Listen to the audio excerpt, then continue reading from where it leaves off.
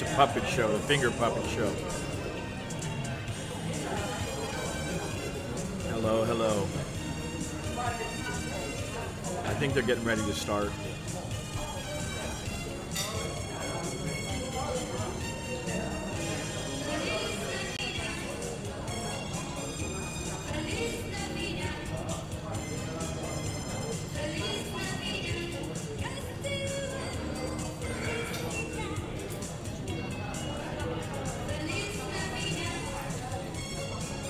Mr. Leahy here, having a little drinky poo.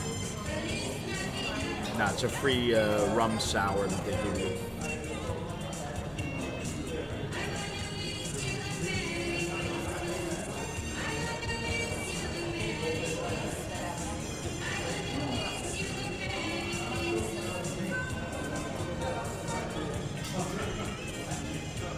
What's the deal with the puppets, man?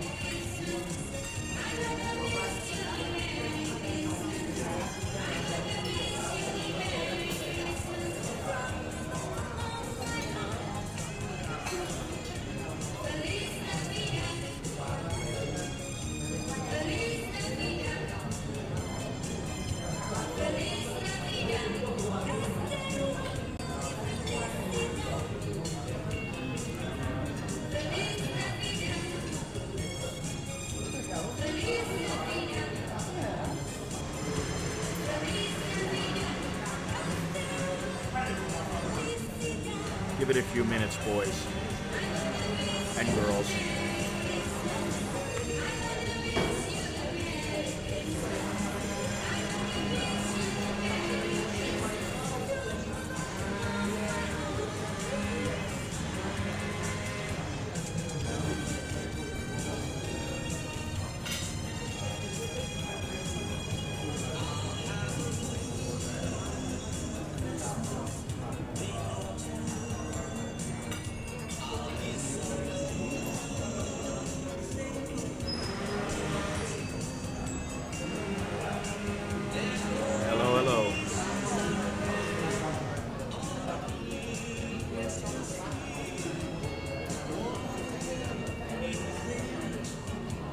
I need another drink.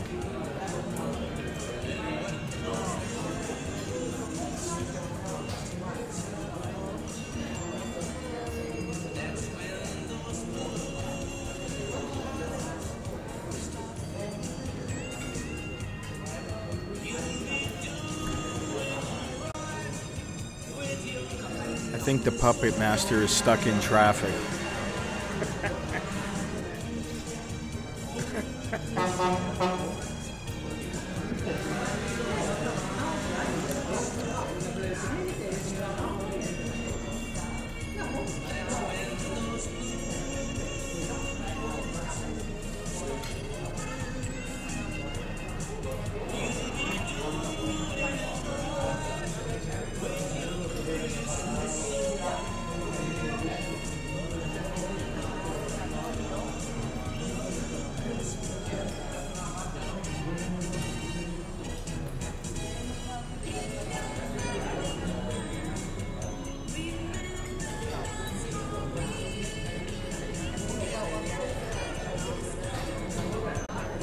Good morning, Luis.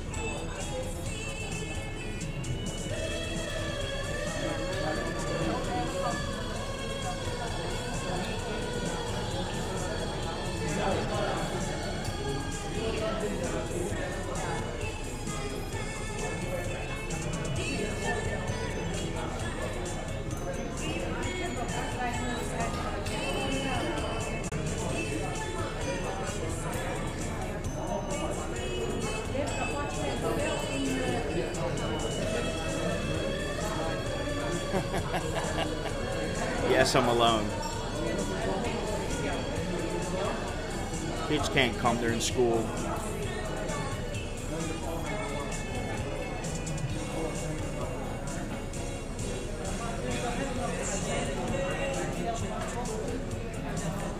Need another drink. Honey.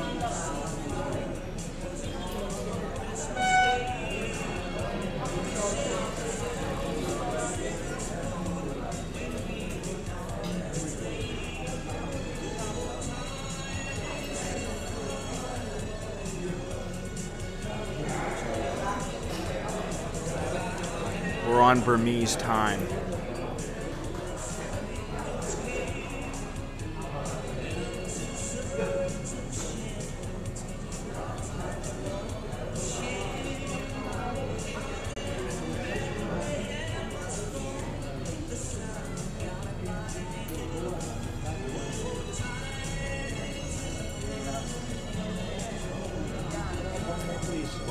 Rum sour.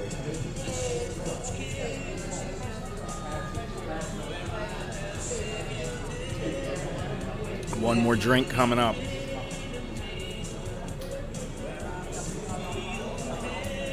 Gotta make sure I can wake up in the morning.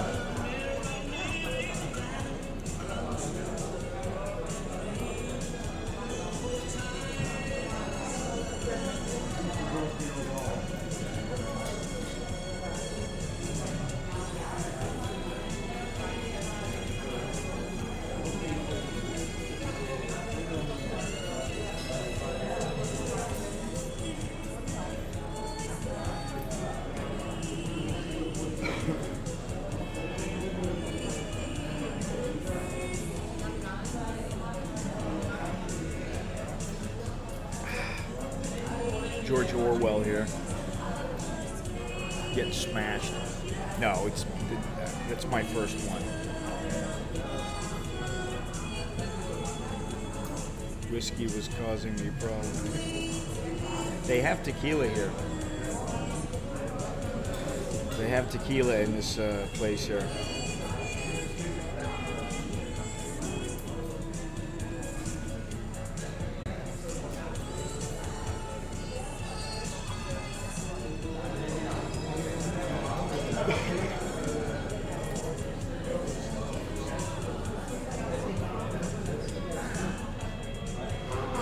I like the music though.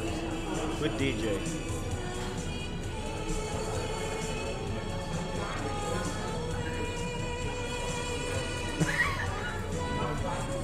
How'd you get scammed? And why? Why'd you let yourself get scammed? You do know that foreigners pay more money, at least in most cases.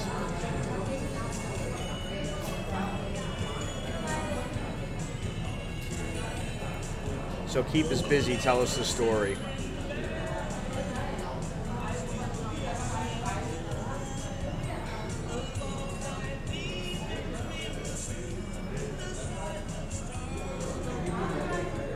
All right, here comes the puppet girl.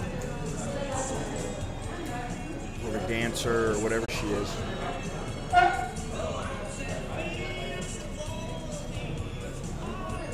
There's a reason why.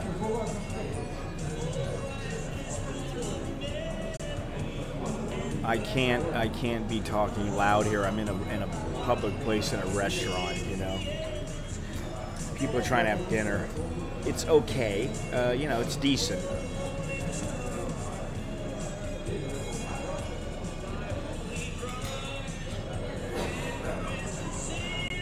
You know, it's in Thailand you would get more for the money, but you know, this is Myanmar, so you got to understand that. The hotel prices jumped up quite a bit in the last 5 years. So, yeah. Lights, camera, action.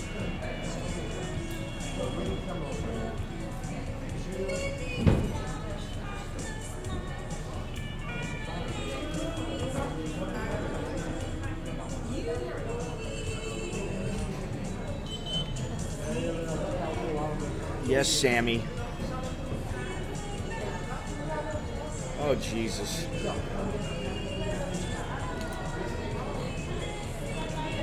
Oh. Unlike you, I have some control.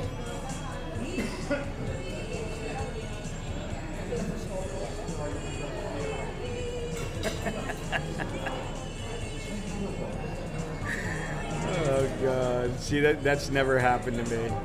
But I've had a fixer from the beginning. I always had a fixer with me, and now I just know better. Thank you very much.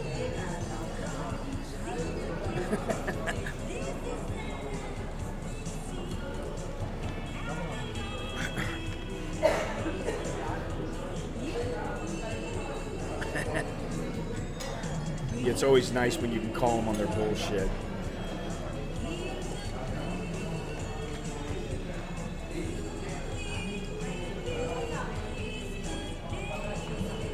Round 2.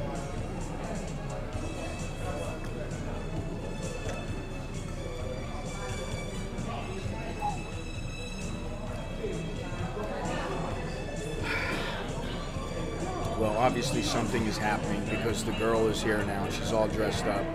I don't know if she's playing the xylophone and dancing, or I don't know what she's doing, but I think the puppet master is like the, maybe that's the final act or something, I don't know.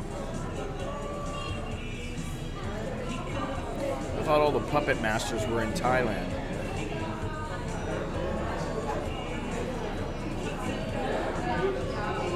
There's a lot of people here. When I first came down here and had dinner, there was nobody here. I was like, that'll be fantastic. If nobody's here, I got the whole place to myself.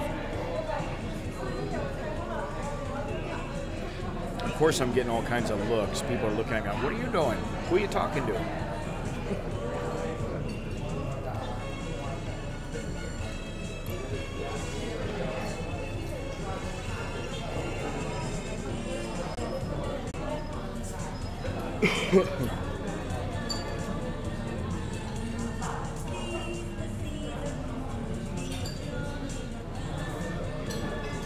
Is it Christmas time? It's almost Christmas time. 3 weeks, 4 weeks for Christmas.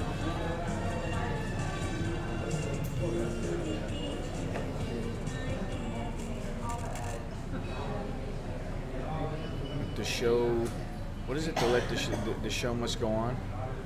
Yes, it is, Aisha. Well, she's putting on her little dance boots, little ballerina boots, or socks.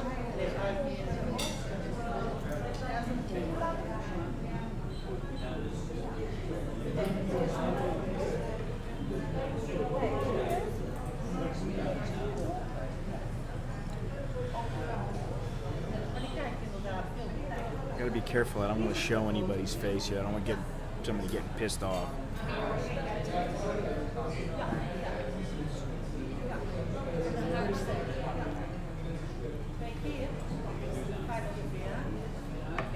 She's waiting for the bell to ring.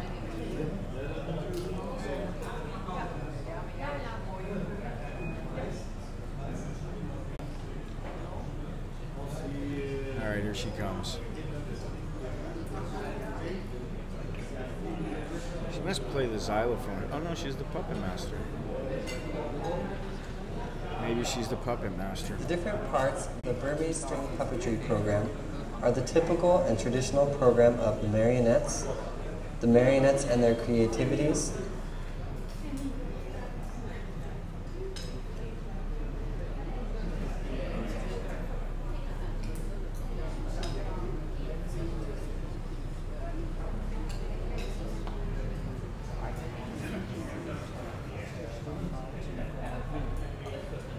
Should I grab the drink or the camera?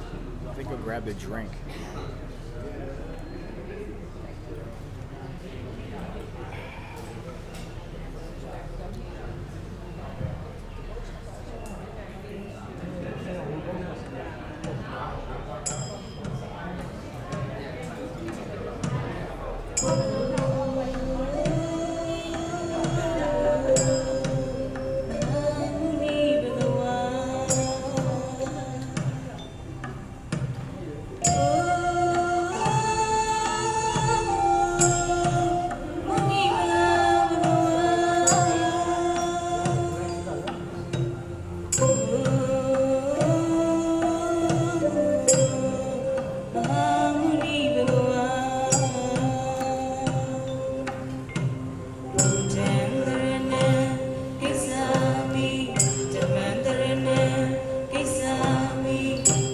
I don't feel so bad because people are taking photos with flash.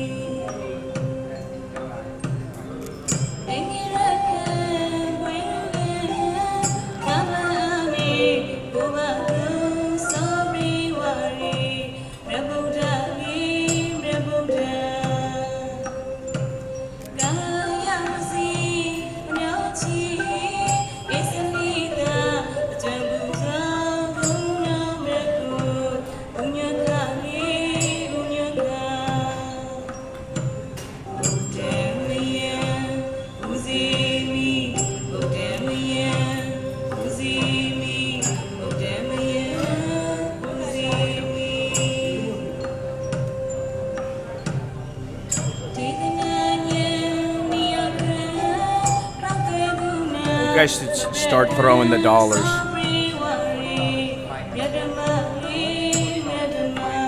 I'm joking.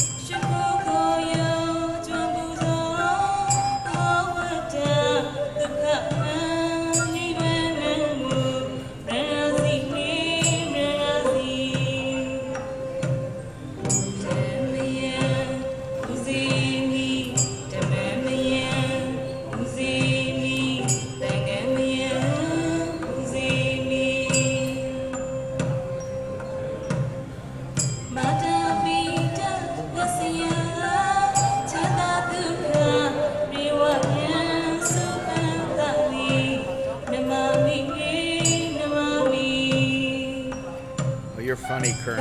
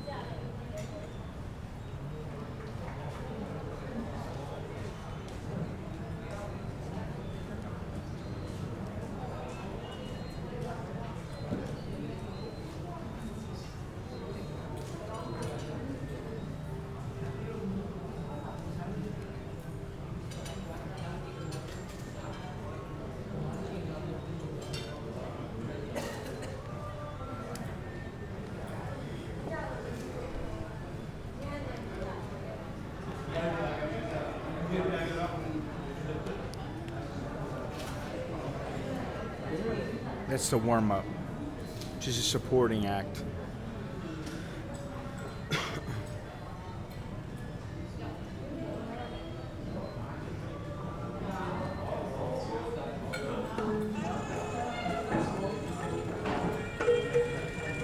Ah, fuck.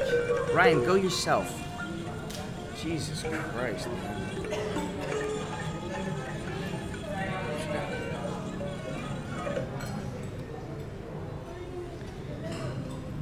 What are you guys all drunk early in the morning? Jesus Christ.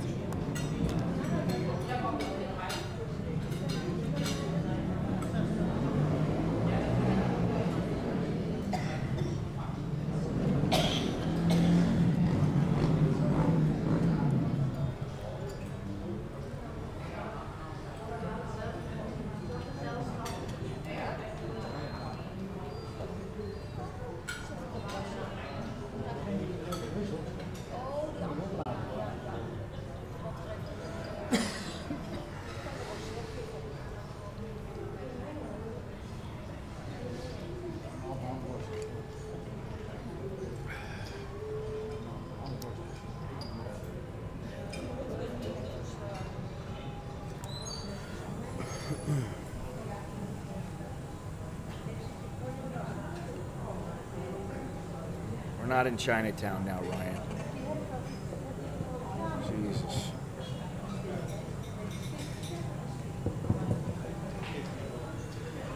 I think they're having audio difficulties. They've been messing with it for hours, the speakers.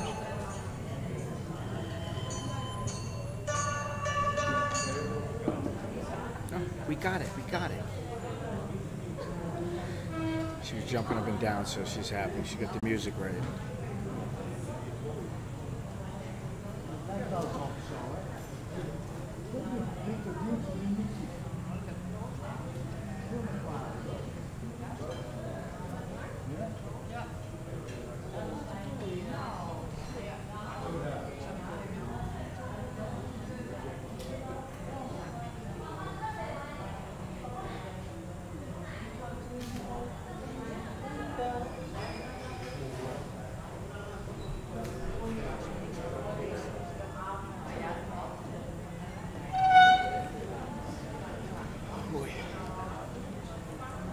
Show's moving a little slow, huh?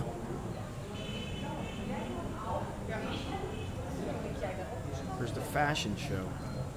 The puppet fashion show.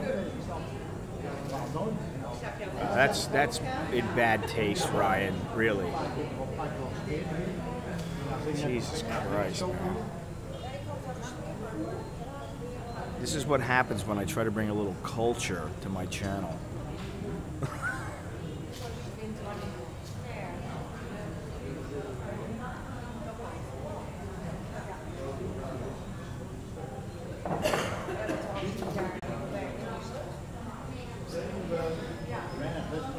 Yeah, technical difficulties. Oh, Jesus Christ.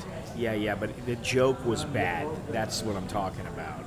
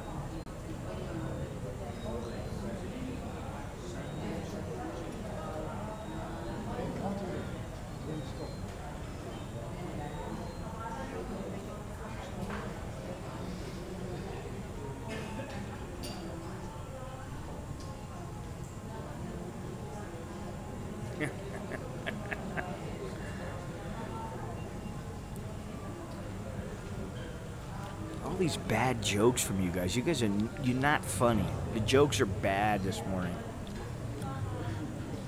Beyond Trinity needs to get back here and tell some real jokes.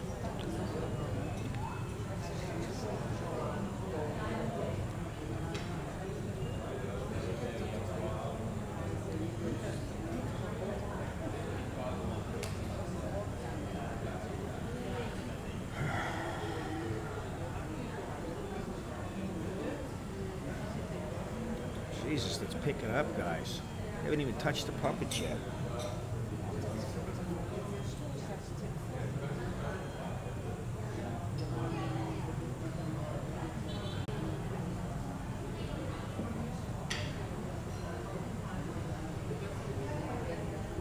Burning off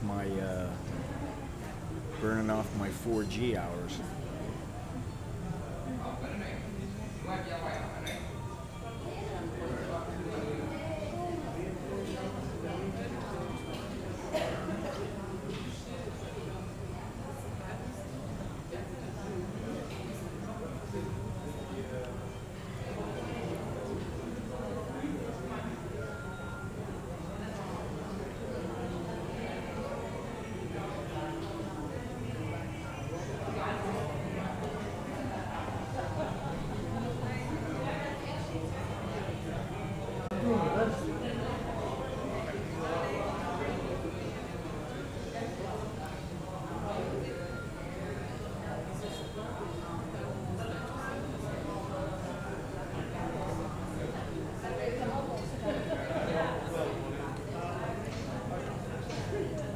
have another drink.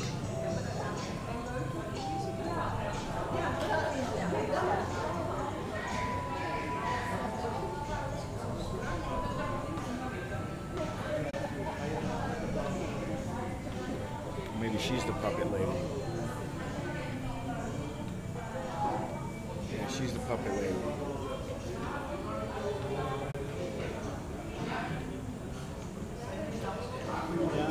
Here comes the puppets.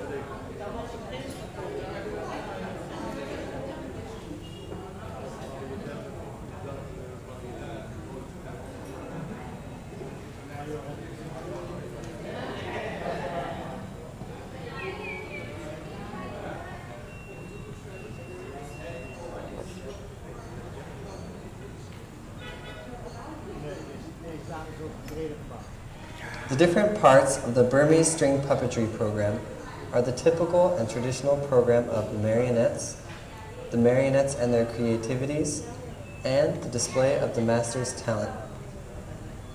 Before the typical and traditional items of the marionettes, I would like to explain to you how the show starts. A typical traditional show begins with 3 beats of the gong and the cymbal. We start with a ritual dance to respect the guardian spirits of the area, which we call nats or good spirits. We offer them coconuts and bananas. The stage curtain is a picture of a palace.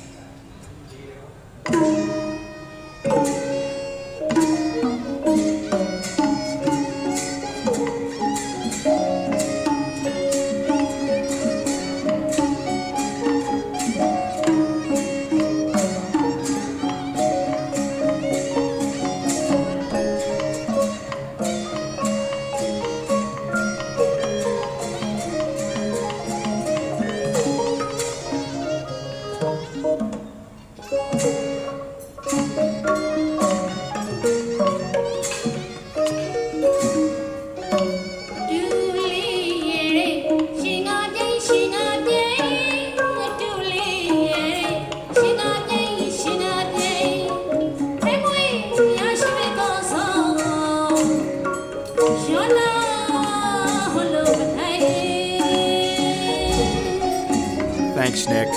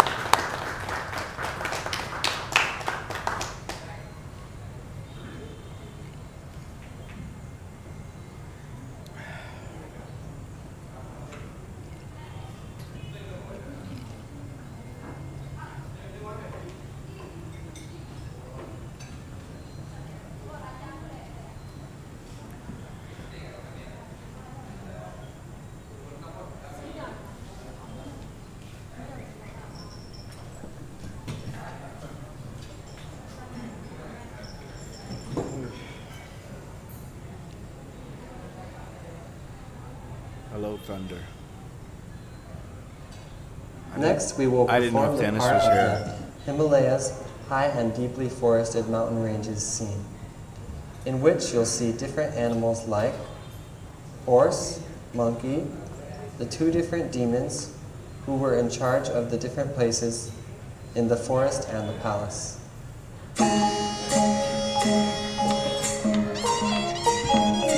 Oh, Dennis is here.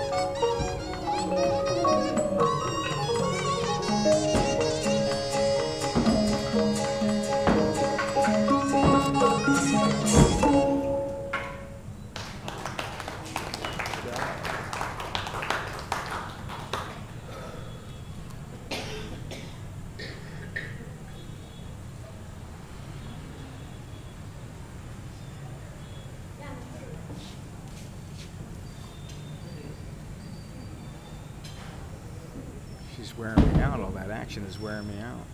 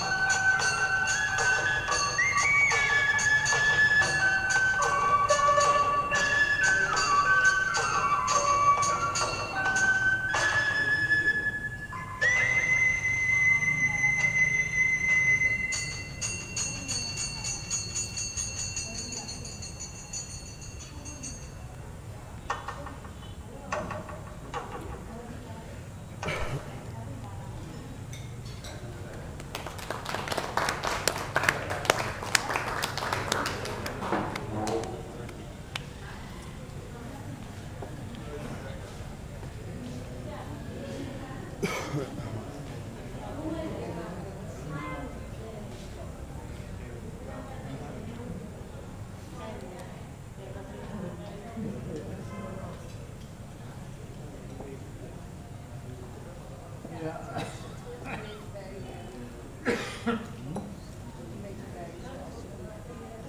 scene is called The Alchemist Who Possesses Supernatural Powers, named Zolji.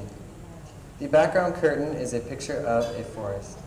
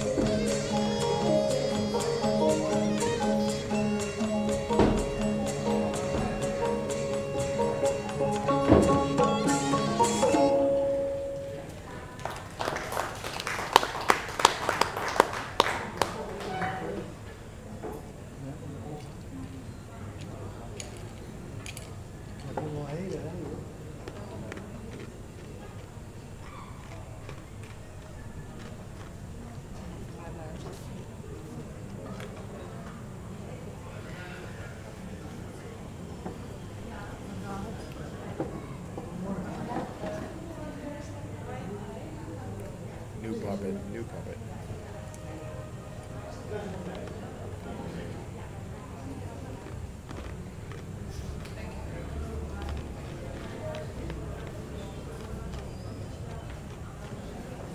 Marionettes and their creativities with a display of the master's talents. The best puppeteers are always selected to perform this magnificent and artistic dance. You can see a lot of improvisation in this duet dance. This will include much joking and teasing between the puppeteers and musicians. The first part of this program will be a dance of two royal pages.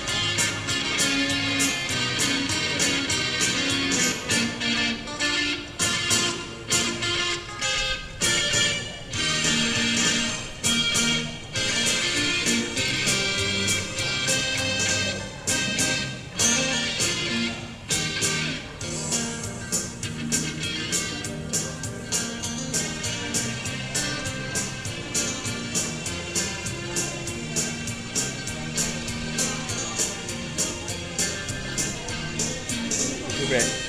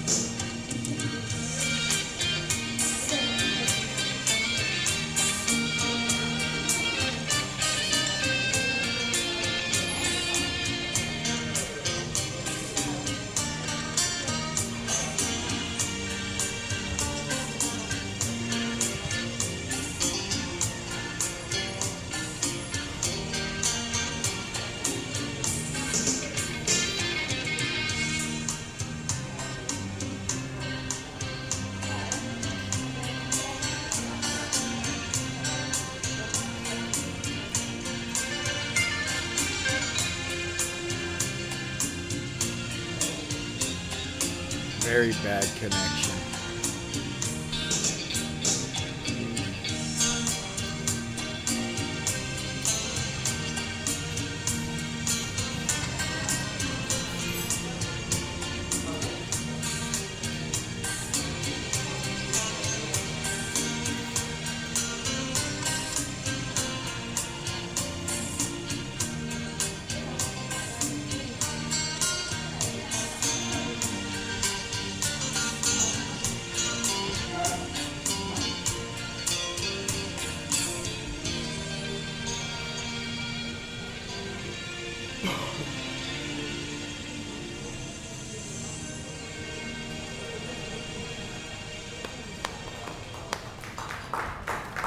Well, that's good, Dennis.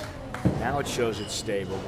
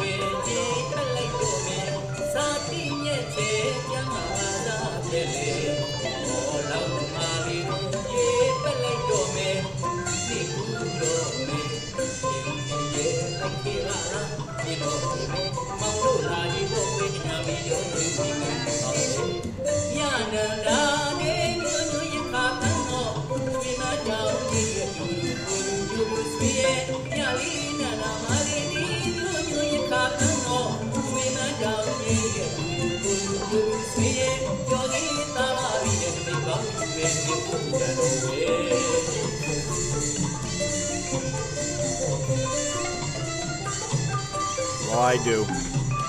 I am front row. But this is the kind of thing you got to sit here. You got to sit here with a bunch of friends and drink together. That's usually what people do in the lounges and karaoke's here. But they have like 50 girls doing the same stuff.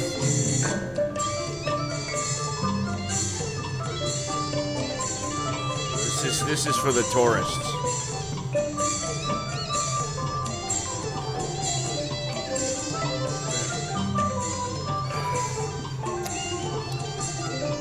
It's drink number 3.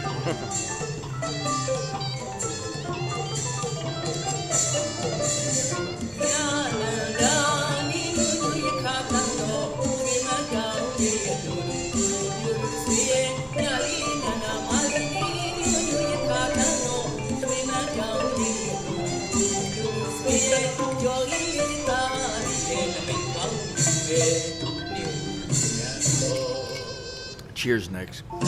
Thanks a lot.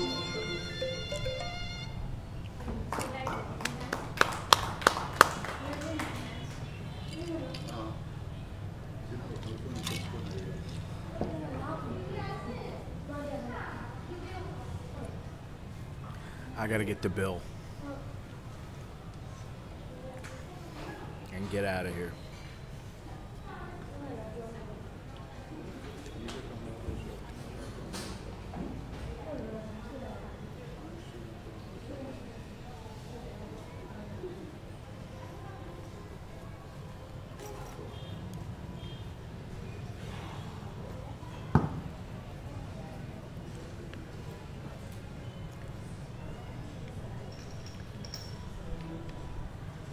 Yeah, well, that means I would have to go to a different place. Maybe in Yangon I'll do that. I'll go to some places where they have like 50 girls, 100 girls, and they all walk. This is a tiny little stage. This is for tourists, but they have big, long stages. They just walk on the floor, a floor area, and they have fashion shows, and they dance like that, and all other kinds of ways, or they just walk. If you're not drinking, it gets boring real fast. To be honest.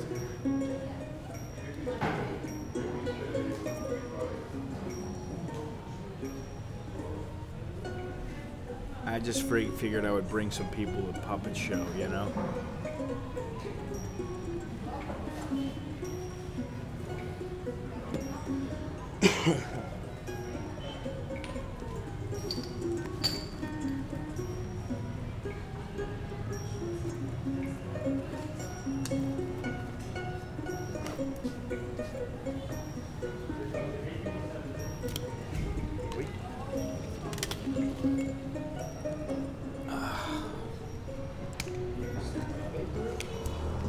Time to pay the piper. Thank you. Good night. Good night.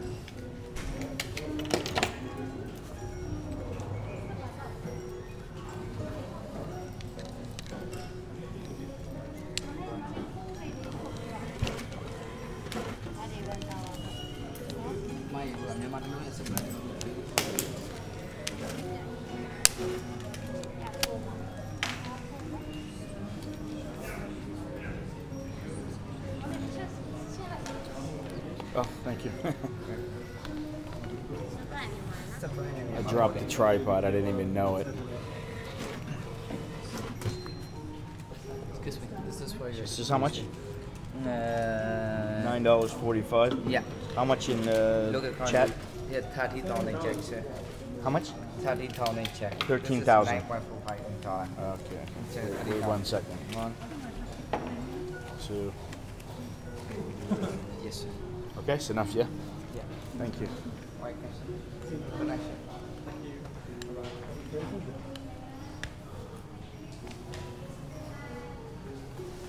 All right. Now I can speak again.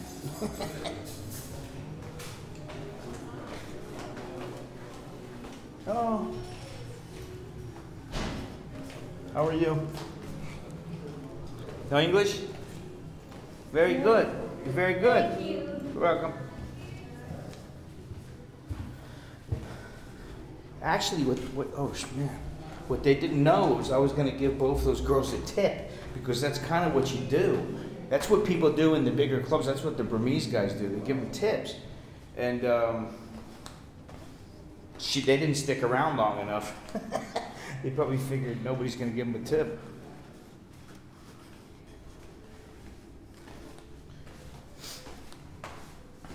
Bar fine's not here.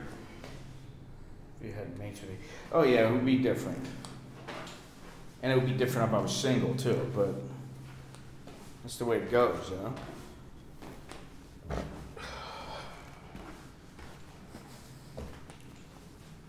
But hey, I had a good time. Mellow evening, I had a nice dinner, a couple drinks. Tomorrow morning, it's time to go out and work. Yeah, well, some guys don't always appreciate that, you know. All they want is tits and ass, tits and ass, tits and ass.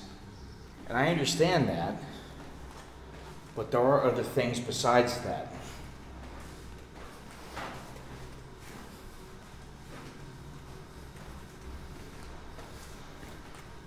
Tits and ass stifled my growth in my 20s. I'm serious. Let me get in here because I gotta sit down. Talk for a few minutes and then it's time to boogie. Jesus Christ, man. You know, it's good to see different stuff, yeah.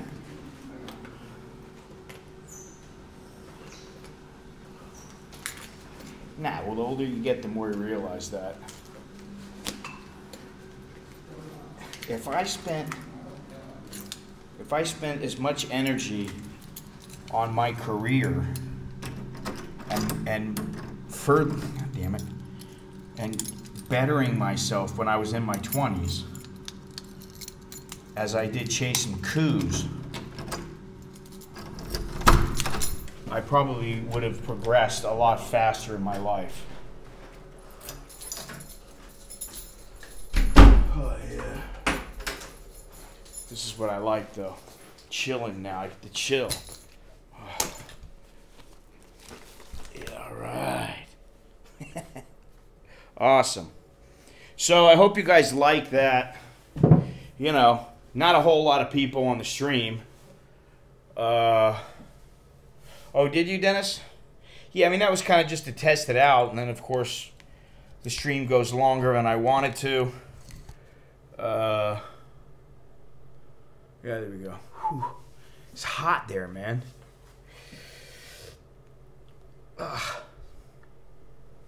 So, you know, that's just a little part of Burmese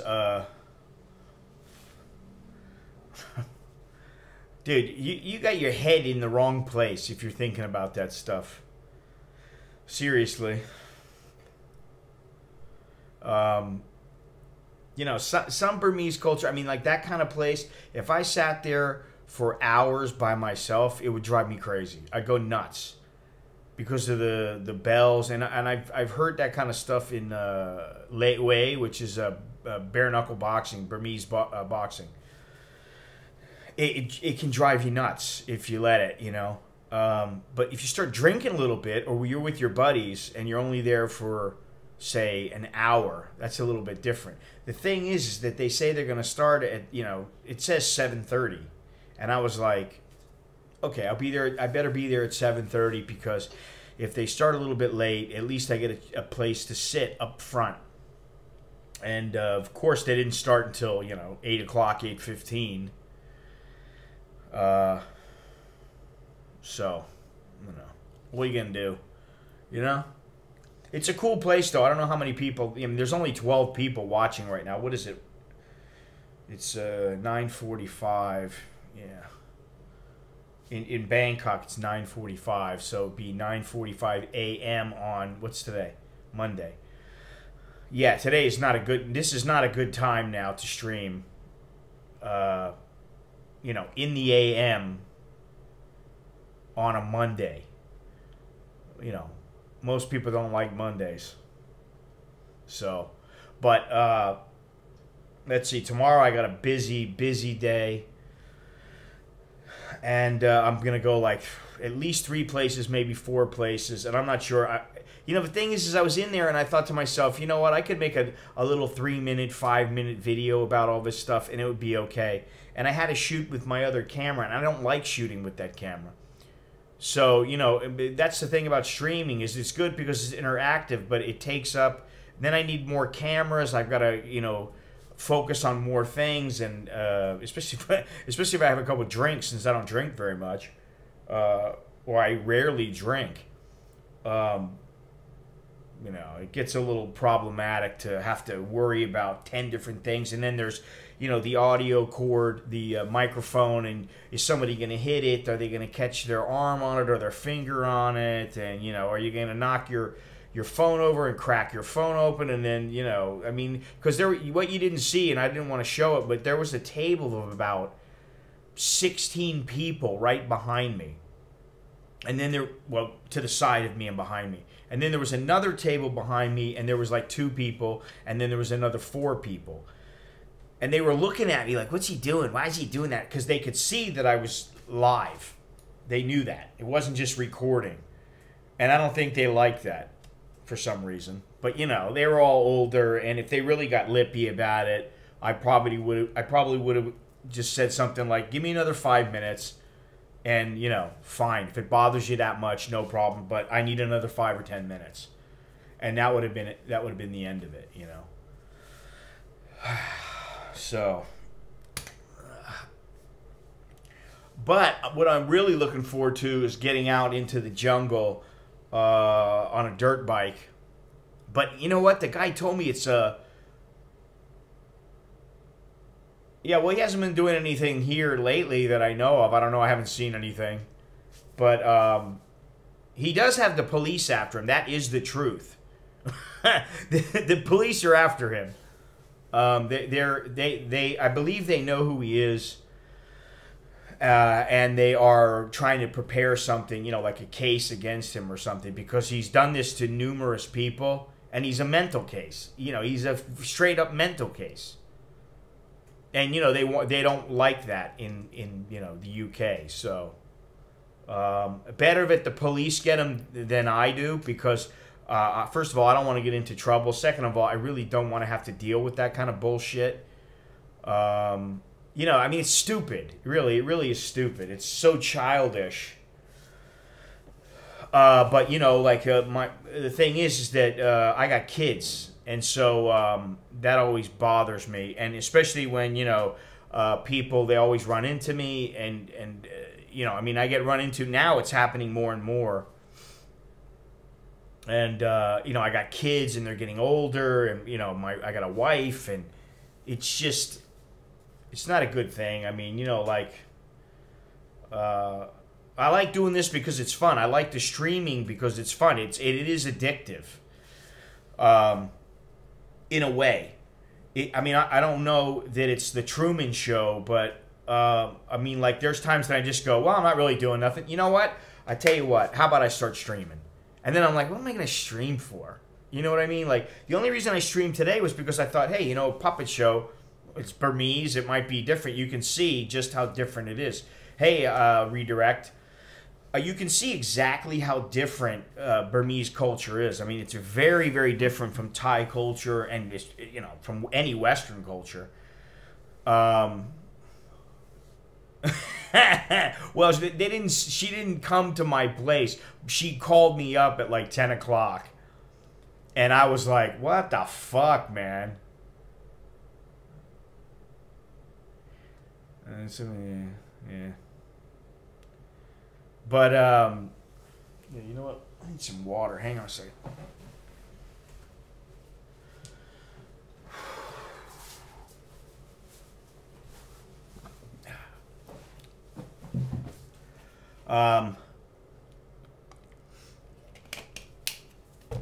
It's a very different place. But just sitting in there, I'll be honest, it's the kind of place where you love it, but you definitely feel out of place. Where Thailand, I love it, and I almost never feel out of place. You know what I mean? I mean, very seldom am I around Thais where they're like ganging up on me, or, it's all the Thais and then there's Scott. That doesn't ever happen because I don't generally put myself in that position. But with the Burmese, you feel like, first of all, I don't know the language. I mean, I know like 10 words maybe. So,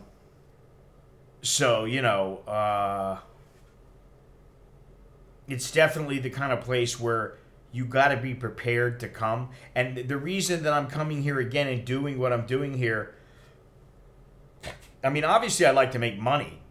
It's a good thing to make money. People start going, oh yeah, look at your streams, look at your videos. They're so different from everybody else's. Yeah, I don't mind paying for a shirt or a book or, being a patron on your Patreon or something like that. That's great.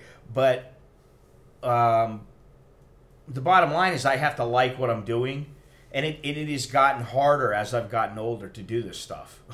I mean, going to Myanmar and then going into some place where there are no foreigners. I mean, if you see a foreigner, you're lucky. I mean, even today I saw a foreigner up on the roof and I was like, whoa. And he started talking to me and I don't know where he was from, but he wasn't an American or a Brit. No, they're friendly. In fact, I think they're friendlier. I mean, I get into an elevator and say, hello, sir, how are you? That kind of thing. And that kind of, people would just say hello to you on the street. I mean, they're just like, hello, how are you? Well, hey, how are you? That still happens in Thailand sometimes, but not nearly as much. I mean, it's hard to compare. You don't want to compare cultures, really, because people are people. And, I am different than another American. So how can you compare, say, oh, well, all Thais are like this, or all Burmese are like this, or Thais are like this and Burmese are like this. When you really come down to it, people are people, It's just maybe their thinking is a little different, but maybe they want the same thing. That's what I always think. But I tell you what, I got the feeling that the puppet girl, she liked what she was doing. I don't think they make very much money. But the other girl, the dancing girl, she was kind of not even there. She was just kind of going through the motions. And I think what it is, at first when I saw her, I thought, oh man, she's like 14 years old. And then I noticed, she had the little baby bulge, so she popped out a kid. And then I looked at her and I was like, she's not that young. But she was talking to the guy who was the DJ, and I noticed she really was just going like this, and she was not really into it. It wasn't something that she enjoyed. She's just doing it because it's a job, So that's how they are sometimes here and anywhere else. I mean, you know.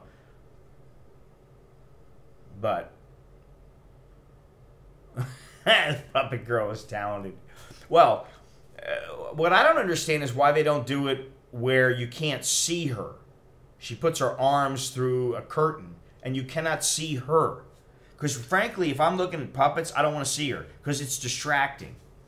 You know, but the dancer was kind of going through the motions. I mean, at first I noticed she was smiling, and then she was smiling at me, and I was like, oh, you know. But she was smiling at me, and then she was smiling at other people, and it was kind of. And I thought to myself, I wonder if she's doing that because she's trying to, you know, like after they dance. What would happen is, a lot of times, in other places in Myanmar that I've been to, what they'll do is they'll do their little dance, or they'll walk down the aisle and do the little fashion show, and.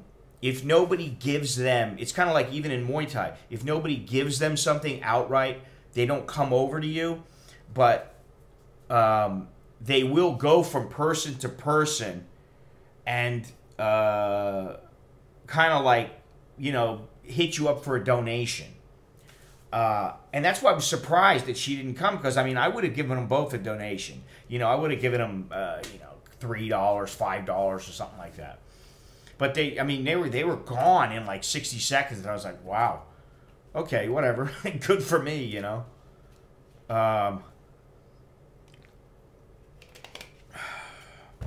What's this guy say now? This fucking guy.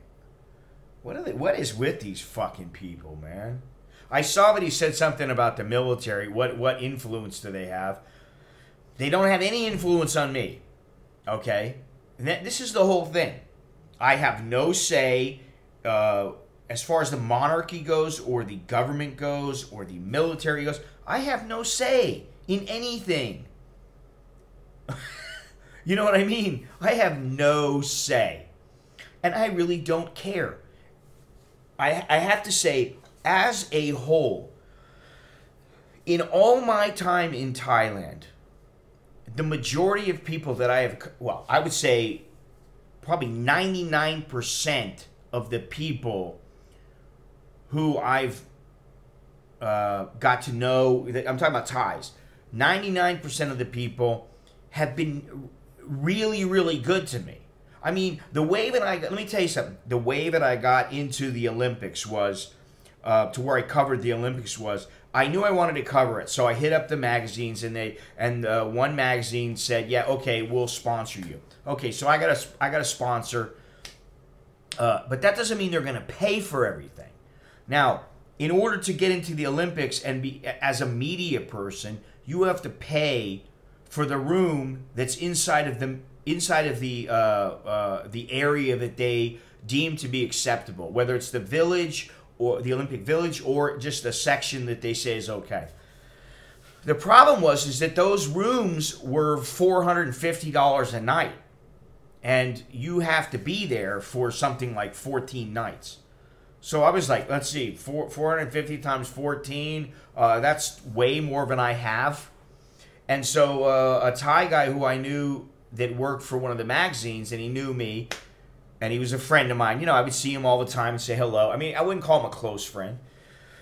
And he said to me, listen, if you want, you can stay in our room. You just come in our room, you stay in our room, and you don't have to pay anything. And I was like, really? He didn't have to do that. He had there was no reason that he needed it. I mean, I did give him a few photos, but I didn't mind giving them to him. You know what I mean? So, for all the shit that people give to Thais, they're just like everybody else. Nobody's perfect. You know what I mean? There are no perfect people out there. There's always going to be assholes. There's always going to be trolls. There's always going to be junkies. There's going to be hustlers. There's going to be pimps in every society. So on the whole, I mean, you know, like, that's why I was asking the other day about what's the best place to retire. I don't know that I would want to retire in South America. I don't know that I'd want to retire in Portugal. Maybe, I don't know. You know what I mean? Like, yeah, well, I mean, you know, listen, you're gonna cover the Olympics. You better have your shit together. You know, I mean, It's just as simple as that. And that was in Beijing. Imagine someplace else like Tokyo. It might be $750 a night. $750 a night, and some of those people are there. I mean, I was there for, I think, 17 days. You know, I mean, that's a hell of a lot of money to pay on your own. And the magazine was not going to pay shit. In fact, everything was on spec. They were like, yeah, we want you there.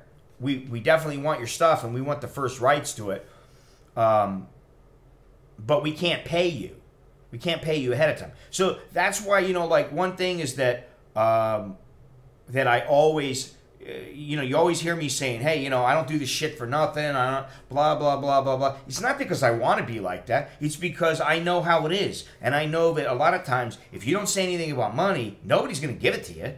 Nobody's just going to go, oh, yeah, you know, I'm going to throw you a couple thousand. That shit doesn't happen very often. You know, I mean, so, like, if I didn't say something about the Olympics to this magazine and say, hey, listen, I need to be guaranteed this many articles.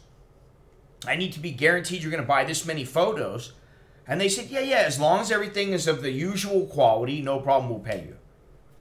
And that's what they did. They did. Now, it fucking took them a year to pay me. And, you know, some of the other places paid me in a month. Some places paid me in 3 months.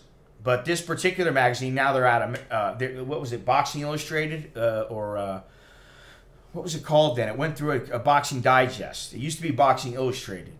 And Bert Sugar was he had done Ring Magazine, and I think he did Boxing Illustrated also. And then they went out of business, you know, so I'm happy I got paid. So anyway, you know, that's why I am the way I am about that kind of stuff. And, you know, it's funny because numerous people have said to me, hey, you know, you're a pretty good photographer, man. How come you've never really made it? Or you're a pretty good writer. How come you've never really made it? How come you're not, like, better off than you are already?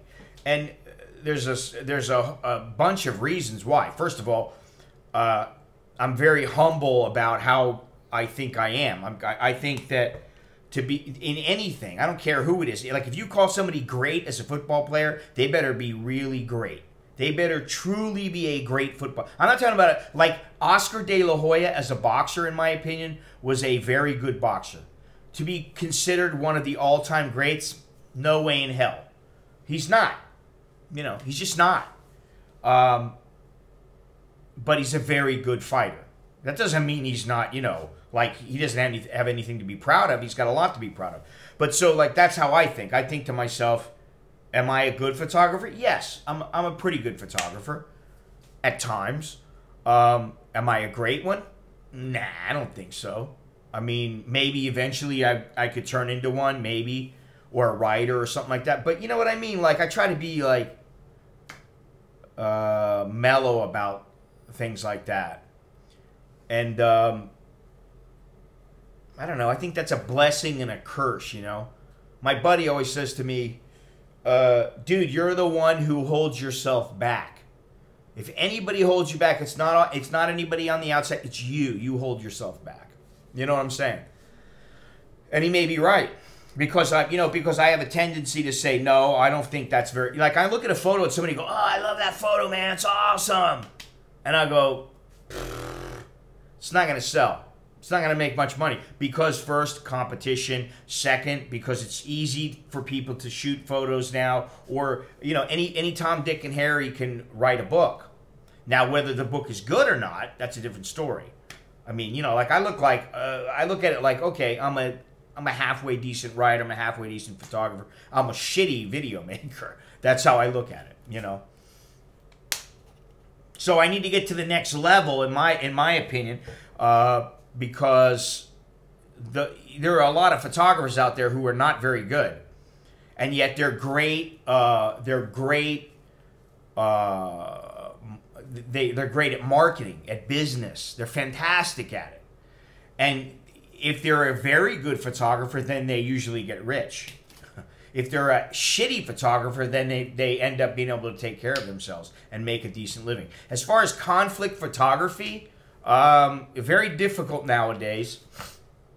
And right before I was going to have my hip surgery, there was a guy from, I think he was Lithuanian. And he said, hey, I can get you into the war here with, between Crimea and, with Ukraine and Russia.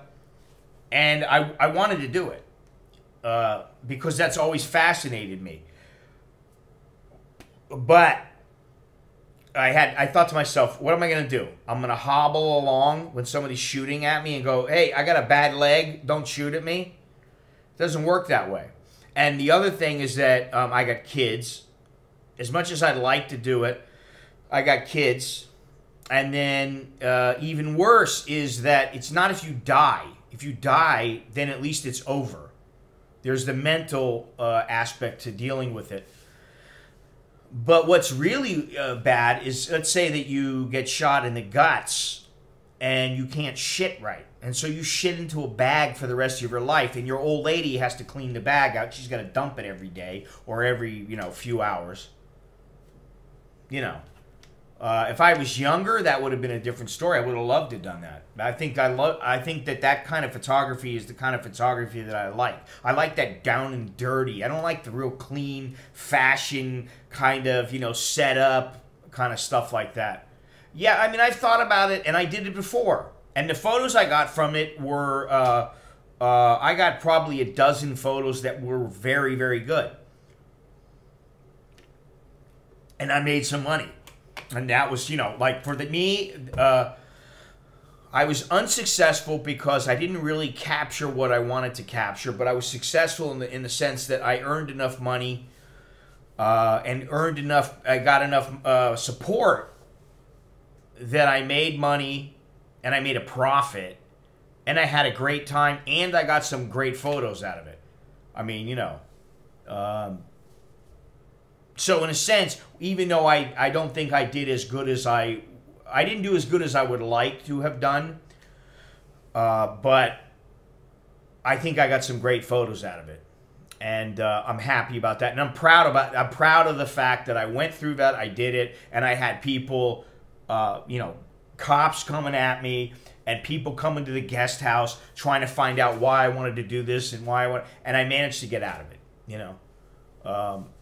Yeah, I mean, I like doing it and everything, but, the bottom line is that, I was just saying, I just wrote this to somebody the other day, is that, or maybe it was today, or yesterday, is that there are a lot of people out there who are doing something that they love, and it doesn't necessarily mean that because they're very good at it or they have talent at it, that they're able to make money at it. And my mother has told me that many, many times. And I listen to my mother, even now, if there's anybody I listen to, it's her and my father. And, they're constantly telling me, listen, you could be one of the best at this or that. It doesn't necessarily mean you're going to make the most amount of money, So I try to remember that. Because if you don't remember that, let's say you're a painter and people are telling you how great your work is. Oh, it's fantastic. It's so good. And then you but you know what? I can barely eat. I don't have much money. What are you gonna do? You can get depressed about it and go, you can't, because there are people out there that suck and they're making a shitload of money, and then there are people who are really good and they're scraping by. So, and I think it's in YouTube also. I've heard stories of people with a couple 100,000, even 1 million subscribers, and they're still scraping by. So I was thinking about this today. Since I'm rambling, I might as well say this, but I was thinking about it today. I mean, you know how many times I've been to Myanmar or Cambodia or the Philippines, or, I've gone back and forth to America. I've gone to Mexico. I've gone to here. I've done all this stuff so that, if anything, at the end of my life, especially if I write a book about, that has to do with any of this, if anything, I lived a full life. You know what I mean? I may not have been the richest person, at least as of yet, but I'm not poor. in any sense of the word, you know. So, and this is, I think, why I get so pissed off at some people, because they're like, oh yeah, what do I need to do this? What do I need to do that? And it's like, I understand you want somebody's firsthand information and advice, but, you know, like, think about 50 years ago. Think about 500 years ago. Nobody had the internet to where they could just go, oh, I need some help. I need to go online, and I'm going to go into a forum, and maybe I'll get this guy to help me. He can answer my questions for me. There was none of that bullshit. You just said, I'm going into the great unknown, and I'm going to do whatever I have to do to make it work. You know. So, hey, Jens, how you doing? So, yeah, I mean, you know, like that's why I, first of all, what people don't know is that I'm extremely hard on myself. My friend, I call him up. He's one of my my friend who I've known for 34 years, 35 years. Great guy. He lives in California. And he's been bugging me to make a photo book. And he keeps bugging me. And I keep telling him, I don't know yet, man. I don't think I have enough. I don't know if they're the right kinds. I don't know if I really want to do it.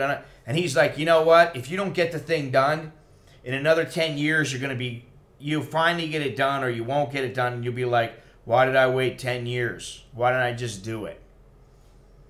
And part of me thinks he's right. And that's kind of like how I am. You know what I mean? Like, and I think that's how a lot of people are. But when it comes to, if I want to do something, I go out and do it.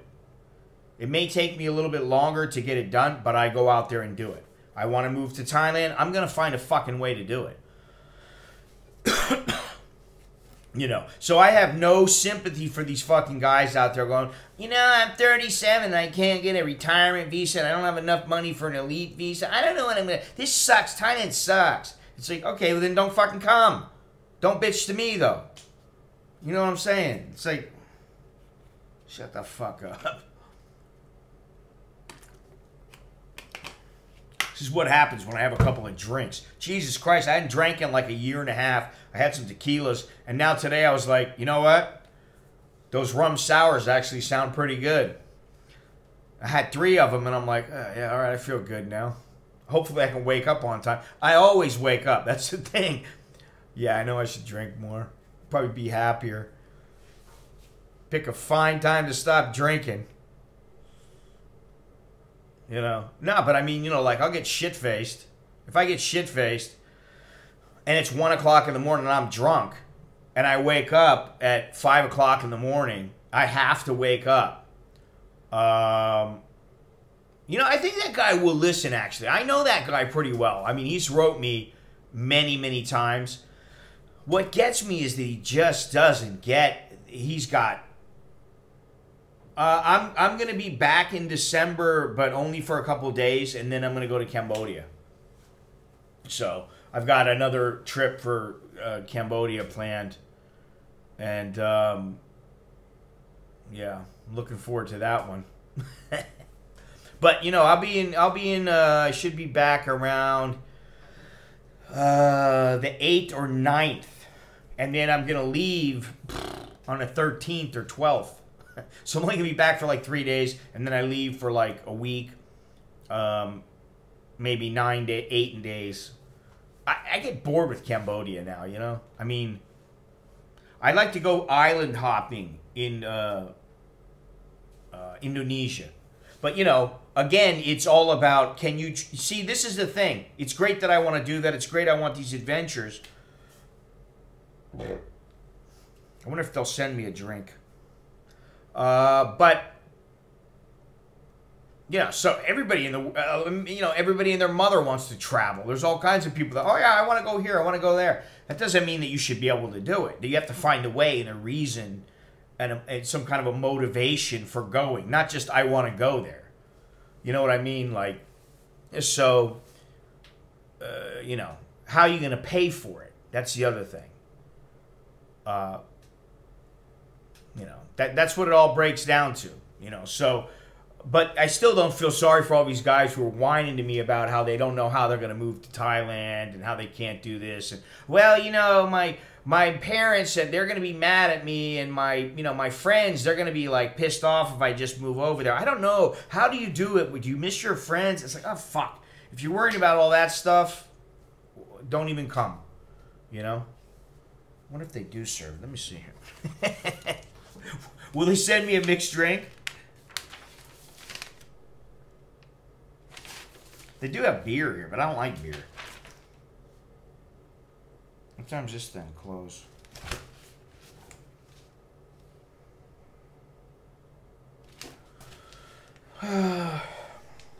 Well, yeah, if you can't afford it, don't do it. But how about you make it to where you can afford it. You can afford it, and you can at least check it out, and then you could try to find an answer to, to being able to afford it. What is it? Shit, I don't know the number. I don't even remember the number. Do they serve mixed drinks here? It'd be nice to have a drink. Well, if you want it bad enough, you'll find a way. Room service, 877. What do I want? Some of them. Give me some of them little spring rolls and about 3 rum sours, and I'll be all right. What is this? Deep fried fish finger? Ew. Let me go to a place where, well, I'm sure if you really wanted it, you could get somebody to make it for you here. It's not all that difficult. See, what are my choices at night? I don't know if they're still open.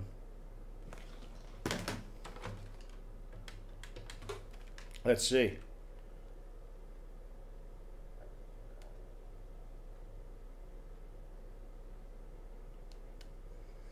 No.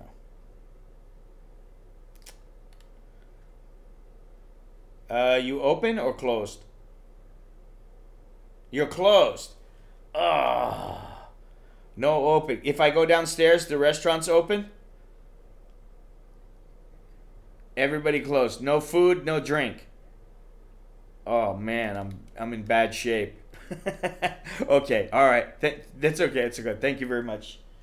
Okay, bye-bye. It's probably better. I'm like, maybe I could have some of them chicken thingies or some of them spring rolls, and then I'll have a couple of, bring me up a couple of, I do, you know what, I like those rum sours, man, that, they gave you the rum sour for free. Did I have 4 of them? Maybe I had 4. They give you one for free. And I haven't ever had those. I've never had a rum sour. I've had a whiskey sour. And I was like, man, those things are good. They just kind of went down. And the next thing I know, I'm like, I've polished off 3 plus the free one. Well, there's no food here. And they don't even have food in the, let's see here. Let me show you some. They don't even have food in the, what do they have, peanuts or something? Yeah, they don't even have food in here. They got beer, Myanmar beer, Tiger beer, Heineken, water, and Coke. So you know what that means? It means I'm not going to have anything. I'll have my tea. They were good enough to bring me up some tea. But you would think that in Burma, where they have tea shops everywhere, they wouldn't be bringing me Lipton. Oh, there's no 7-Elevens here, man. There's no 7-Elevens in Myanmar. You're lucky to get a Coca-Cola. And I'm serious. It wasn't long ago where all their sodas were Myanmar sodas. They didn't allow Coke or Pepsi or any of that shit. There are no McDonald's here. There's no Burger Kings. There's no, KFC. There is none of that shit. I love it. It's great. I thought they had some peanuts. But the guy told me, oh no, we're completely closed. Everything is closed now. Did I bring a care package? No, I didn't. I didn't bring a care package. I brought my bag, and I'm like, why do I always have so much shit when I bring it? It's like too much. But I got everything I need. Yeah, I'm not in the mood to go out and do that. I should go. You know what I should do is I should go walk outside and start walking around, walk around in town with my phone. I'll be streaming. Check it out, man. I'll turn a light on. I do have my light. I'll go walk around town, you know, because nobody's gonna mess with you. Good night, good night, Elmar. It's been fun. I'll talk to you later. Your connection is horrible. You know what? It shows here that the connection is really good, which I'm surprised. Of course, I've used more time than I wanted to, but I still got, you know, like 8 hours. So, you know, this is the thing. I have to get disciplined and take photos and shoot video, not just stream. You know? Maybe I should just stream once a week. It's showing me that it has a bad connection now. So, but I guess it's okay because nobody's complaining.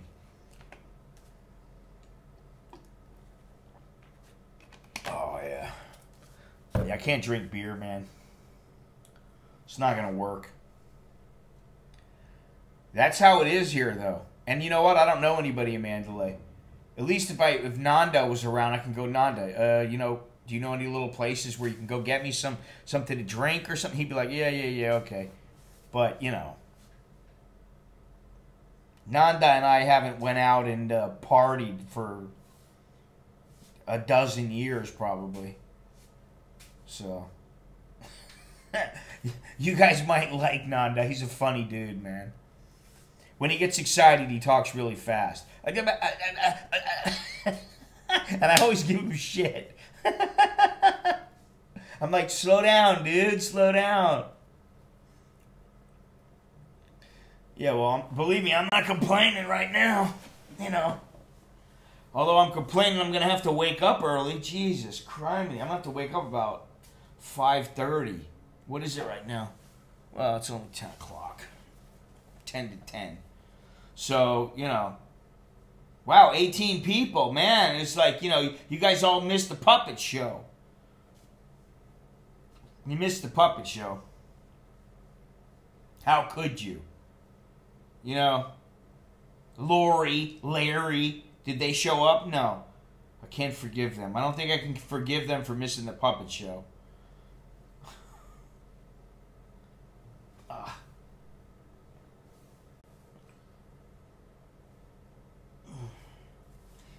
Could use a massage, a neck massage. So, anyway, what do we got here? So, what's next tomorrow? What am I doing tomorrow? I got a driver tomorrow. He's driving me all around the town. What is this? Such an expressive reader. New channel ideas. Uncle Scott reads child. Oh, yeah, that'll work. Alright. So, fucking Snow White. That bitch, she woke up, spit an apple out, met Prince Charming, and said, "Hey, what is that little thing? It ain't good enough. I'm going with Grumpy. He's got one like that. He's got one like this." Yeah, I'm going to read the fairy tales. Fuck. Yeah, so I'm gonna go to I'm going to the Teak House. I like that. Bedtime tales, you know. Once upon a time, there was a little girl, and she was called Little Red Riding Hood. And she was a slut. And I told her about all the chowderheads, and so she went hunting for him, just like the big bad wolf.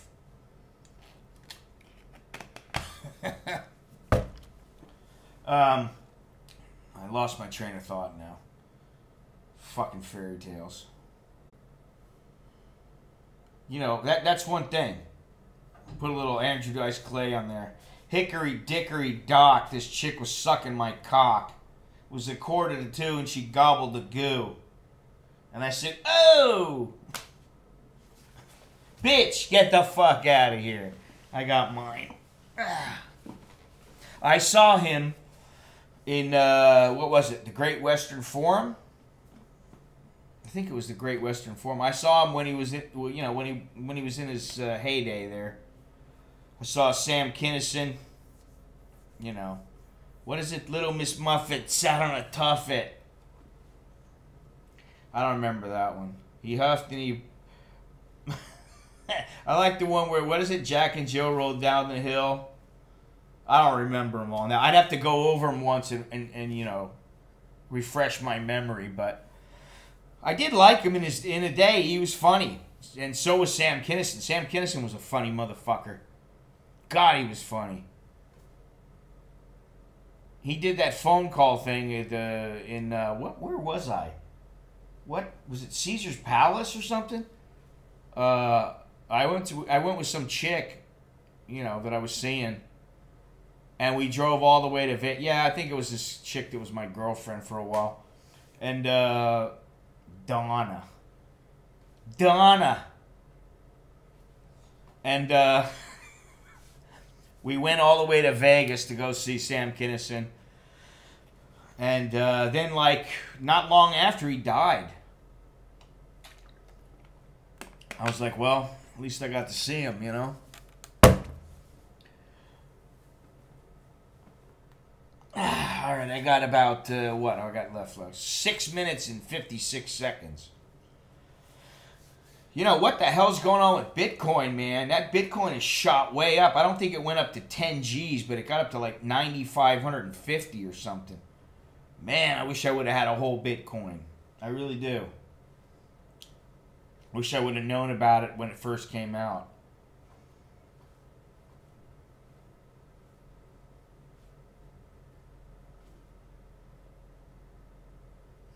Anyway, what was I going to say? I think maybe I should keep, what I should do is I should definitely not stream tomorrow, for sure. You know, too much of a good thing. When he first came out, he was really funny. And actually, he's a very talented guy. Because that whole thing with all that shit was, you know, that was just, it was a complete act, of course. And he's a talented dude, you know. You wouldn't know it, but he is. I don't know what he's doing right now, but I mean, I remember a couple of years ago he was doing some things, and I was like, damn. And you know who's really talented, who I like some of his stuff, like Me, Myself, and Irene, and there's a few other movies that I liked him in, but is Jim Carrey. When I saw how he painted, I was like, man, this guy's got the gift, you know? With a bucket of quarters, Jill came down with $2.50. Oh! Yeah, he was good. Because you know what? He put women right in their place. He told it exactly how it was. You know? And, you know, this is the thing. I mean, you know, for all the girls who are like, no, I don't want to do that. Ew. There's fucking 50 times as many who are going, yeah, give it to me, baby. I want it. If you can't give it to me, I'm going to go to a guy who can. Shoot the shit channel. That's before PC. Yeah, I mean, you know, I can't stand fucking PC. Fuck PC. PC. Whoever came up with that fucking phrase. It's disgusting, man. Really, it's fucking disgusting. Some guy asked me today, hey, man, now that Trump's been in office for a while, what do you think? I'm not being sarcastic or nothing. It's like, oh, fuck me. Come on. What does it matter? He's the fucking president. I want him to do good. That's all I care about. I want him to do good. Yeah, and that's the other thing. It's so funny that... Oh, shit. It's so funny that Clinton, you know, everybody's like, oh, well, you know, he can get off, you know, okay, he blew his load on her dress, but it's not a big deal. Come on. It's Monica Lewinsky, and she's a fat chick, you know? I mean, big old fat titties, and... You know, she's not very attractive. And big deal the president used her. He blew his load on her fucking dress. And Hillary, like the cunt that she is, she decided to stick with him because she knew that if she didn't, both of their careers were fucked. It wasn't because she loved him so much. I don't believe that shit for a minute. And now look at all the people. Oh my God, the Clintons. The Clintons. If they were in our day, if they were nowadays, if they did what they did back then nowadays, oh my goodness. Look at Al Franken. Fuck me. How's he going to explain himself? How's he going to explain everything away? He can't. Bunch of fucking hypocritical motherfuckers, man. You know? And this fucking NFL shit, it really pisses me off. It really pisses me off. Yeah, I mean, the whole thing is that if you just don't answer, it makes them even more angry. Because they want an answer so bad. Well, what do you think about him now? Look at him now. Look what he's done. He's fucking tweeting all the time. Yeah, that's because he's like, hey, fuck you. Fuck you. I want to tell you. Hey, fat boy fucking Kim. Fuck you. Don't fucking... I guarantee you the United States has got a bunch of shit that nobody even knows about. I'm floating away. Yeah, well, I could use another fucking rum sour. Those were really good. I might have to go every day that I'm here for the freebie. Although it might turn me into an alcoholic if I start fucking going every day. I'll be like, hey, how many did I drink? I drank 18 of those. No, that's not going to happen. Yeah, I don't like the whole football thing, though. People don't give a shit about what those people fucking, their political views. Who gives a shit? I mean, you know, like, listen, I like Bob Greasy and Larry Zonka. The old days, I like the Dolphins. Doesn't mean I want to hear them talking politics. They want to talk politics, do it on some fucking radio show. They don't have to do it, you know, like, in a stadium. Who the fuck wants to see that shit? So, you know. And whatever happened to that Colin Kaepernick? What's he doing now? Oh, he doesn't play football? Isn't that how it is? Nobody will fucking put him on their team now. Because they know he's a fucking troublemaker. I don't get it, you know. Just don't get it. Anyway. You missed the puppet show. You missed the little chick that was dancing and smiling. And then a little puppeteer who kept... You know what I kept thinking to myself? Is she purposely trying to get all those little strings tangled up? Because it looked like she got them all tangled up the last time and she didn't know how to get them untangled. And so she just pulled the thing behind the curtain. But maybe that's what's supposed to happen. I don't know. Because I don't know much about, you know... pulling the strings on a puppet. Oh, fuck. Yeah, you missed it, but, you know, if you want, I'll send you a little video. You know, I'm not even going to go, oh, well, the girl was cute that was dancing. She wasn't. You know, she wasn't. There was nothing, I have to say, there was really nothing exceptional about that puppet show. And, you know, I try to like these kind of things because it's a cultural thing. It's interesting to me for 15, 20 minutes. And then after that, it's like, all right, well, come on, can we see something new? I did like the little last dance that she did because she kind of showed that she had more in her than just, yeah, the puppets were cute. They were kind of sexy, actually. But, you know, they don't have any genitalia. There are no genitalia on the puppets. It's kind of like a Ken and Barbie. How do you know it's Ken? How do you know Ken is not like... Ken is not like... somebody chopped it off and they're just calling him Ken. I mean, you know, I would suspect that one of these days they're going to start putting, you know, they're going to start putting that stuff on.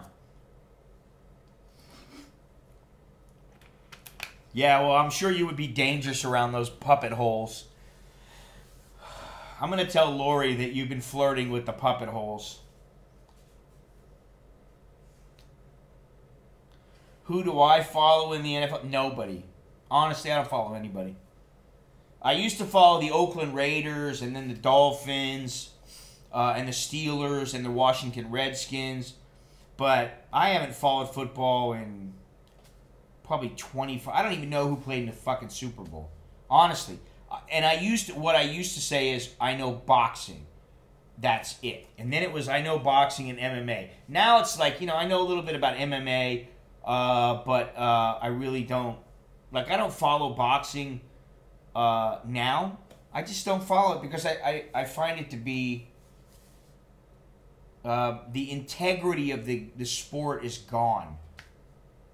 Even with the boxers, listen, it's great, and as somebody who takes photos and is always bitching about trying to make money from it, and videos and that kind of thing, who does an art, or if you're playing a guitar or something like that, it's great that you make money from it, but with boxing, I think it's all about the money and it's less about the sport and the glory of the sport.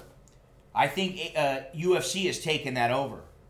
I think UFC has much more of that integrity still intact than boxing does. And I think that the boxing, it had to do with Don King and Bob Arum and pay-per-view, and to a lesser extent, Muhammad Ali. Who's that, the little dancer? Yeah, I kind of figured that you would say that. Good from far, but far from good, my friend. Believe me.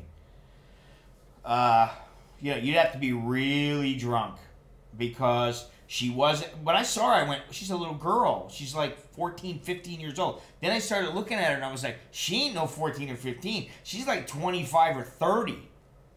And she's popped out a kid. And she ain't that good looking. Believe me. Her skin was bad. So this is these, hey, listen. I'm looking out for you guys. When I see one like that, hey, the show was all about her and the little puppet girl. And the puppet girl was smiling and very friendly with people. Whereas the other one was more concerned about speaking Burmese and, that kind of thing. And what I was saying is that was a tourist. That was a tourist show. That show was for tourists. If you go into downtown Rangoon and you go into some of the places where they have the little fashion shows and the karaoke and those kind of thing, you're not gonna see that kind of bullshit. They're there. They're there for the masses. Here, they're for you got like 50 little old ladies sitting there with their husbands. And, the husband's probably got trying to pop a Woody, but he can't because he's too old. And the wives are like, well, he can't get an erection anymore, so I'm not worried about him, like falling for this chick or like calling out her name or something. Where am I going with this? It was because I had a table full of people that were about 80 years old next to me. It was wild.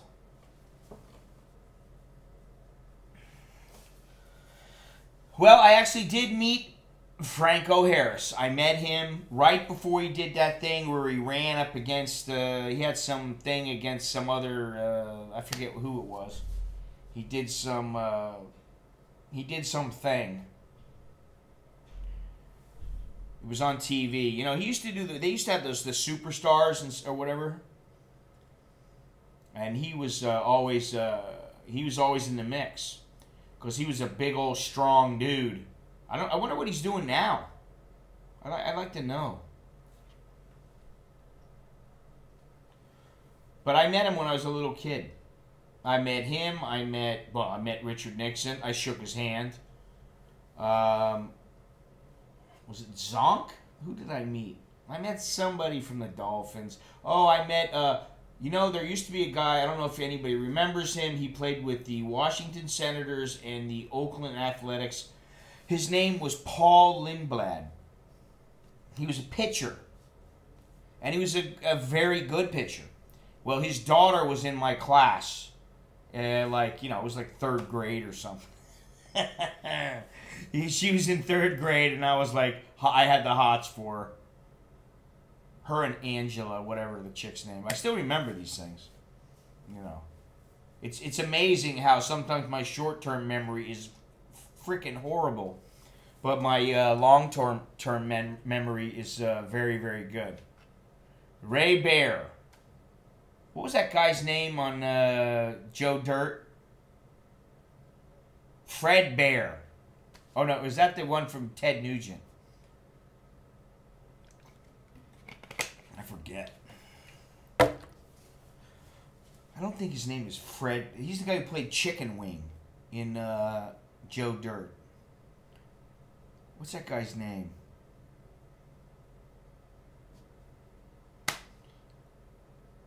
His name escapes me. For some reason, there are other more important things for me to focus on.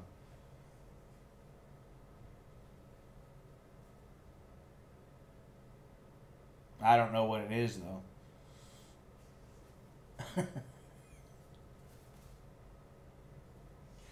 I do have to get ready for tomorrow.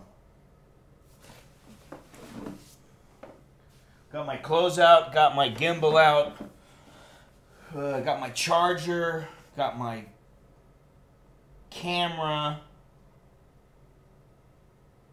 Really, all I need to do is throw everything in a bag and take a shower in the morning or tonight.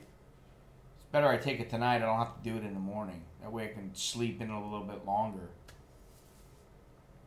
So, anyway, I can't believe that there was only like 9 people during the puppet show. It goes up to 20-something, 25, which is still not very many on a Monday morning. And now it's at 15, and I've been rambling on for 2 hours and 15 minutes. And, you know, I don't usually ramble on like this.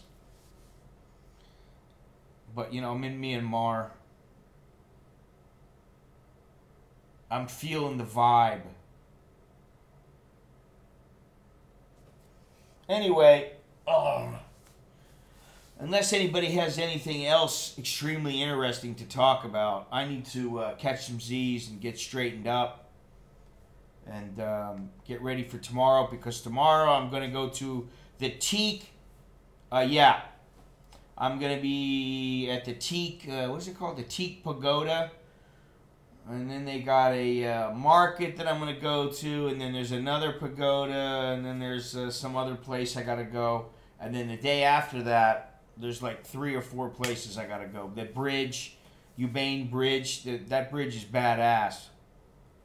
And what I really wanted to do was, when the sun is going down, I want to take a backlit shot, so that I just have the silhouette of the people walking along the bridge.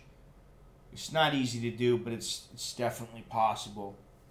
But, you know, the lady goes, oh, scope the area out for future photo tours. Well, that's one thing that, you know, I am doing. I mean, you know, believe me, I make mental notes of places, and there are places that when I think of them, they stand out and they are extremely memorable. I mean, the Pray the Hare was a memorable place. That was the kind of place that definitely was memorable. In Thailand, the Erawan Museum. Very, very memorable. Yeah, I do, actually. I do.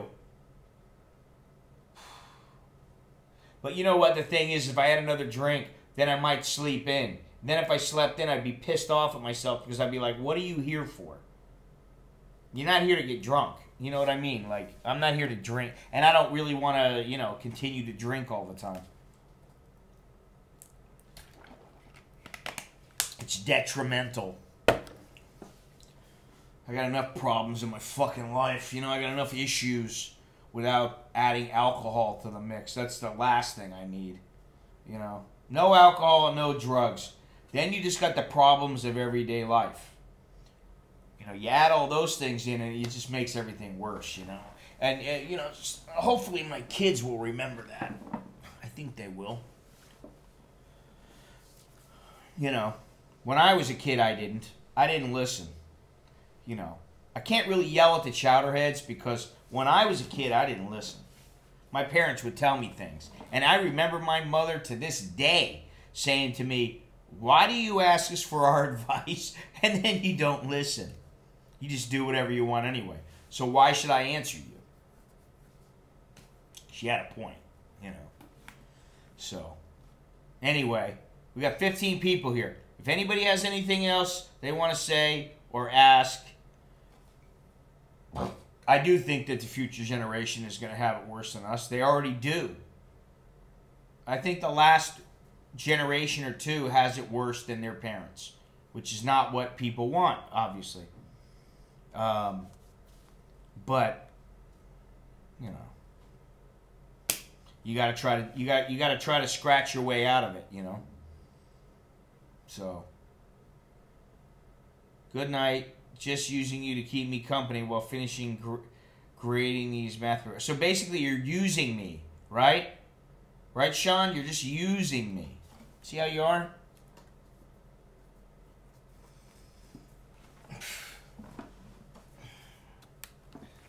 All right. Well, now we got 16 people. Yeah, you're sorry. I bet you are. I used to listen to Bill Burr. Yeah, I need to get some Z's. What is it? What time is it right now? 10:15. I got time.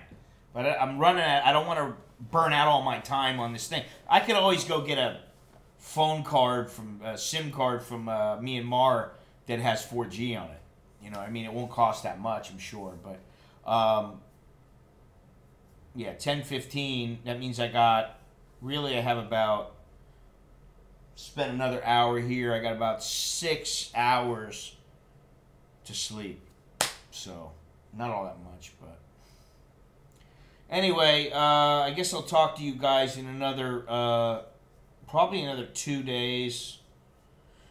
And then again later in Yangon, I'm going to sit down and have a little, there's a FCC. For the life of me, I can't remember what the name of the place is now. But if you look up FCC Yangon, it will show the name of the place. I can't remember it. But what's his name? Nanda and I always go there, and I always buy him a burger or something to drink.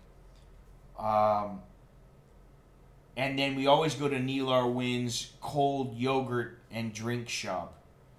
And I'm telling you, they have, like fresh cow's milk right from the cow and yogurt that's real, like it's not Dannon processed shit yogurt. It's real yogurt. And then what they do is they'll ask you what kind of fruit you want. I always go, give me the mango. They give you the mango. They mix it up in a big glass.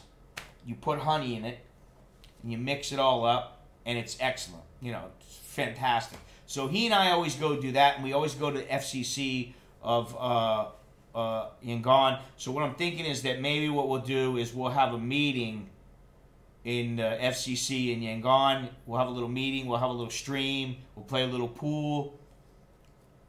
He and I will have a little fun catching up. And, yeah. So, that's one more thing to do. And then by the time I leave there's not going to be any more 4G, and there's not going to be any more streaming. So, anyway, I'll just keep yapping. So, I got to go. Until next time, I'm Scott. I'm an American in Mandalay. So, I guess I'll talk to everybody in a couple of days. And, yeah, until next time, I'm Scott. I'm an American in Mandalay. Choke D, Lat, Jerk and My. All right? Hasta luego.